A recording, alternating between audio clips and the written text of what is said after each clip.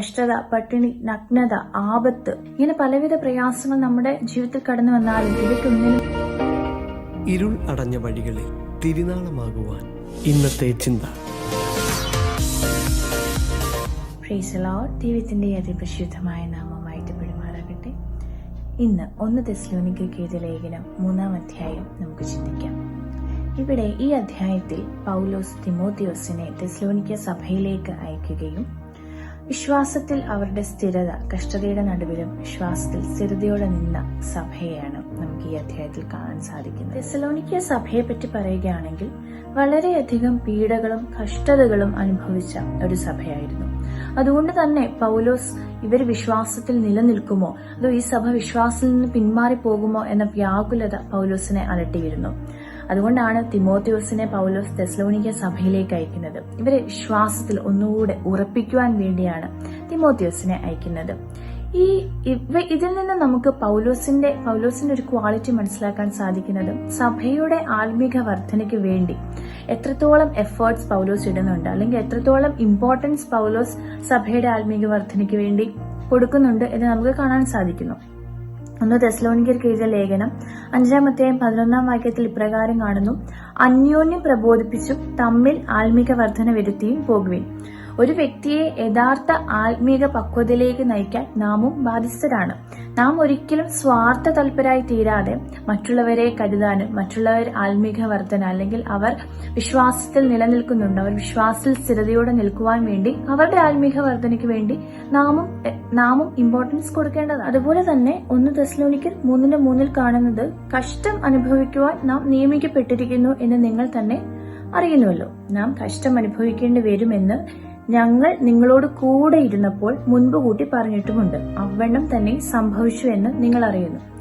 അതായത് പൗലോസ് ഇതിനു മുൻപ് തെസ്സലോനിക്ക സഭയിൽ കടന്നു ചെന്നപ്പോൾ സഭയെ പ്രബോധിപ്പിച്ചിരുന്ന ഒരു കാര്യമാണ് നാം ക്രിസ്തുവിന്റെ അനുയായികളായി തീരുവാൻ, അല്ലെങ്കിൽ ക്രിസ്തുവിൽ എത്രത്തോളം നാം വളരാൻ ആഗ്രഹിക്കുന്നുണ്ടെങ്കിൽ അത്രത്തോളം തന്നെ കഷ്ടത അല്ലെങ്കിൽ പ്രതികൂലങ്ങൾ, പീഡകൾ അനുഭവിക്കേണ്ടി വരും. നാം ബൈബിളിൽ കാണുന്ന ക്രിസ്തുവേശുവിൽ ഭക്തിയോടെ ജീവിക്കുന്നവർക്ക് ഉപദ്രവമുണ്ടാകും. Praise Lord. അതായത് നാം മക്കളാണ് ദൈവത്തിന്റെ ക്രിസ്തുവിന്റെ കൂട്ടവകാശികളായി തീരണമെങ്കിൽ നാം കഷ്ടത അനുഭവിക്കണം എന്നും ബൈബിൾ നമ്മെ പഠിപ്പിക്കുന്നു. അതുകൊണ്ട് ഇത് നിമിത്തം എനിക്ക് ഒട്ടും സഹിച്ചുകൂടാഞ്ഞിട്ട് പരീക്ഷകൻ നിങ്ങളെ പരീക്ഷിച്ചുവോ, ഞങ്ങളുടെ പ്രയത്നം വെറുതെയായി പോയോ എന്ന് ഭയപ്പെട്ടു. അപ്പൊ പൗലോസ് ഭയപ്പെടുകയാണ്. ഇവരെ പ്രബോധിപ്പിച്ചതും ഇവരെ വിശ്വാസത്തിൽ സ്ഥിരതയോടെ നിൽക്കണമെന്ന് പറഞ്ഞ് പ്രബോധിപ്പിച്ചത് വെറുതെയായി പോയോ എന്നുള്ള ഒരു ഭയം പൗലോസിനുണ്ടായിരുന്നു. അതുകൊണ്ടാണ് പൗലോസ് തിമോത്തിയോസിനെ തെസ്സലോനിക്ക സഭയിലേക്ക് അയക്കുന്നത്. അങ്ങനെ തിമോത്തിയോസ് നിങ്ങളുടെ അടുക്കൽ വന്നു നിങ്ങളുടെ വിശ്വാസത്തെയും സ്നേഹത്തെയും പറ്റിയും പറയുന്നു. അതായത് തിമോത്തിയോസ് പൗലോസിന്റെ അടുത്ത് അവർ വിശ്വാസം നിലനിന്നതും അവരുടെ സ്നേഹത്തെ പറ്റിയും പൗലോസിനോട് അറിയിക്കുമ്പോൾ പൗലോസ് ഭയങ്കര ഹാപ്പി ആവുകയാണ്. അപ്പം അങ്ങനെ വളരെ സന്തോഷവാനായിരിക്കുന്ന ഒരു പൗലോസിനെ നമുക്ക് ഈ അധ്യായത്തിൽ കാണുന്നു.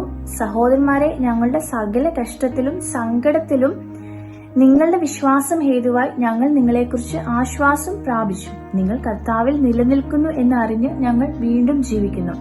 തിമോത്തിയോസ് വന്ന് ഇവർ വിശ്വാസത്തിൽ നിലനിൽക്കുന്നു, കഷ്ടത ഉണ്ടായിരുന്നിട്ടും ഇവർ വിശ്വാസം നിലനിന്നു എന്നുള്ളൊരു റിപ്പോർട്ട് പൗലോസിന് ലഭിക്കും. പൗലോസ് ഒത്തിരി ഹാപ്പി ആവുകയും അതുപോലെ തന്നെ ഇവരെ 10-ാം വാക്യത്തിൽ കാണുന്നു: ഇനി നിങ്ങളുടെ മുഖം കാണുവാനും നിങ്ങളുടെ വിശ്വാസത്തിന്റെ കുറവ് തീർക്കുവാനുമായി ഞങ്ങൾ രാവും പകലും വളരെ താല്പര്യത്തോടെ പ്രാർത്ഥിച്ചു പോരുന്നു. പിന്നീട് പൗലോസ് പ്രാർത്ഥിക്കുന്ന എന്താണ്? ഇവരെ വീണ്ടും വന്ന് കാണുവാനും പിന്നെ അതുപോലെ തന്നെ ഇവരുടെ വിശ്വാസത്തിന്റെ കുറവ് തീർക്കുവാനുമായിട്ട് വീണ്ടും രാവും പകലും ഇവർക്ക് വേണ്ടി പ്രാർത്ഥിച്ചുകൊണ്ടിരിക്കുന്ന പൗലോസിനെയാണ് നമുക്കിതിൽ കാണാൻ സാധിക്കും. അതുപോലെ തന്നെ 11-ാം വാക്യത്തിൽ കാണുന്നു: നമ്മുടെ ദൈവവും പിതാവുമായവനും നമ്മുടെ കർത്താവായ യേശുവും ഞങ്ങൾ നിങ്ങളുടെ അടുക്കൽ വരുവാൻ വഴി നിർത്തുമാറാകട്ടെ. എന്നാൽ ഞങ്ങൾക്ക് നിങ്ങളോടുള്ള സ്നേഹം വർദ്ധിക്കുന്നത് പോലെ കർത്താവ് നിങ്ങൾക്കും തമ്മിലും എല്ലാവരോടുമുള്ള സ്നേഹം വർദ്ധിപ്പിച്ച് കവിയുമാറാക്കുകയും ചെയ്യുന്നു. ഇവിടെ വിശ്വാസത്തിൽ സ്ഥിരതയുള്ളവരായി ഇരിപ്പാൻ ഓർമ്മിപ്പിക്കുന്നത് പോലെ തന്നെ അന്യോന്യം സ്നേഹിക്കുവാനും കർത്താവിനോടുള്ള സ്നേഹവും അന്യോന്യവും സ്നേഹിക്കണമെന്നും പൗലോസ് പ്രബോധിപ്പിക്കുന്നുണ്ട്. അതിനുശേഷം 13-ാം വാക്യത്തിൽ കാണുന്നു: ഇങ്ങനെ നമ്മുടെ കർത്താവായ യേശു തന്റെ സകല വിശുദ്ധന്മാരുമായി വരുന്ന പ്രത്യക്ഷതയിൽ നമ്മുടെ ദൈവവും പിതാവുമായവന്റെ മുൻപാകെ വിശുദ്ധീകരണത്തിൽ അനിന്യരായി വെളിപ്പെടും വണ്ണം നിങ്ങളുടെ ഹൃദയങ്ങളെ സ്ഥിരപ്പെടുത്തുവാൻ ചെയ്യുമാറാകട്ടെ. അതായത് കർത്താവിന്റെ വരവിൽ സ്ഥിരതയോടെ, യാതൊരു കുറവുമില്ലാതെ സ്ഥിരതയോടെ വിശ്വാസത്തിൽ നമ്മളുടെ ഹൃദയങ്ങളെ സ്ഥിരപ്പെടുത്തിയിരിക്കാനാണ് പൗലോസ് നമ്മെ ഓർമ്മിപ്പിക്കുന്നത്. പൗലോസ് പറയുന്ന പോലെ നമ്മുടെ ജീവിതത്തിൽ കഷ്ടതകൾ വരും, പ്രതിസന്ധികൾ വരും. എന്നാലും അതിൽ നിന്നൊക്കെയും ജയം നൽകുന്ന ദൈവം നമ്മെ ജയോത്സവമായി ഈ കഷ്ടതയുടെ നടുവിലും പ്രതിസന്ധികളുടെ നടുവിലും ജയോത്സവമായി നടത്തുന്ന ഒരു ദൈവം കർത്താവാണ് നമുക്കുള്ളത്.